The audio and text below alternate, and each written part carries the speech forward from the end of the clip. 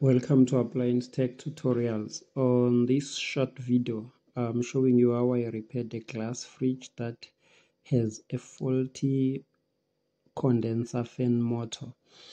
The condenser fan motor runs the same time the evaporator fan motor is running, which are at the top of the fridge.